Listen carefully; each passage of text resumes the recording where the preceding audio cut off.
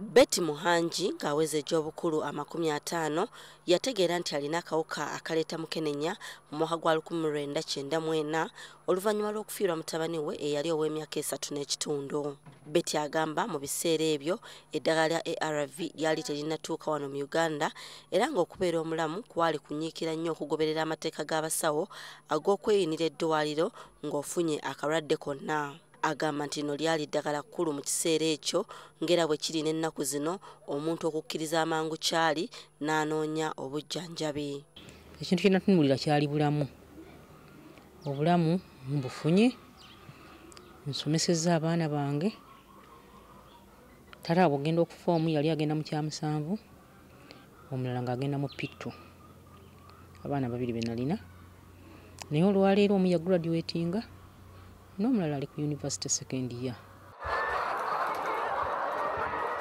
Betty yali munnamukisa nti yalinako ku busente bwe yamulekera ng'afudde obwamusobozesa okutandikawo bizinensi y'enkoko gy'alimu ne kati. Wabula agamba nti abantu abalina akawuka kano obutaba na byakukola bivaamu nsimbi kibeeraliikiriza nnyo so ng'omuntu alina akawuka yandibadde afuba nga bw'asobola okwewala oba okufuga ebirowoozo bye. Ayinza okwagala ogenda okukima eddagala nga talina transport. Eddagala lino ligenda n'okulya. Ndabira ddala obunyigirivu mu bakyala abo abamu ne balemerwa okuweerera abaana baabwe. Nze nalinako entandikwa era nkyenyumirizamu nti singa nali siina kyenkola sandibaddewo. Era tukubira nnyo gavumenti omulanga efune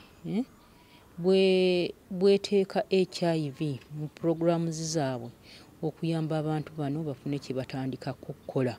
Emmere ezimba n'okuwa omubiri amaanyi yeetaagibwa nnyo eri omuntu alina akawuka kano era kino ye yakisalira amagezi. Bwe ŋŋamba nti nninako ebijanjaalo eyo mmanya nti nfunye animal protein.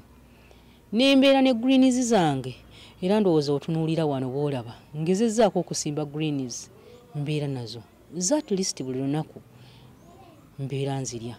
Ne ŋŋamba abantu tulina obuntu bwaffe buno bumukene bulina proteins ez'amaanyi omuntu yandibadde ng'abulya olime kuddaawo kweteeka ku nnyama gyonnaalyo mu lunaku olumu. Kati tulina nga buno obulo n'okulamu babuyita busera bukoze bulungi nnyo. N'ekirala tukubiriza abantu bw'oba olina wooli at least lundayo obukoko bubiri obw'amagi. Obukoko busobola okubiikamu akamulambo obw'Obuganda ne bwanga bukusuulira eggi at least oli eggi erimu olunaku. Mukyala Betty agamba nti ebintu eby'essente nnyingi ng'abantu abasinga bye balowooza si bye bibeezaawo obulamu wabula ebintu ebituli okumpi bikolera ddala okwebezaawo naddala ng'olina endowooza entuufu. Mu luggya lwa Betty tewabulwa nvandiirwa n'emiti egy'ebibala era nga gano ge magezi gawa abakyala banne baakulembera bwe bali mu ttuluba erimu. Sukuma wiiki wuuli namusimbi omulaba wuuyo mbayita buli omwana n'ebbeediyo. Ng'olwaleero Uganda efumiitiriza ku bulwadde bwa mukenenya nga bwe kiri ne mu mawanga amalala mu nsi yonna era ng'egimu ku miramwa kwe kumalawo abantu abafa olw'emibiri gyabwe okugonzebwa akawuka. Abakugu bagamba nti singa abantu bagezaako okweyisa nga Betty baba basobolera ddala okuwangaala ne babaako kye bakola mu nsi. Irene Namyalo, NTV Akawungeezi.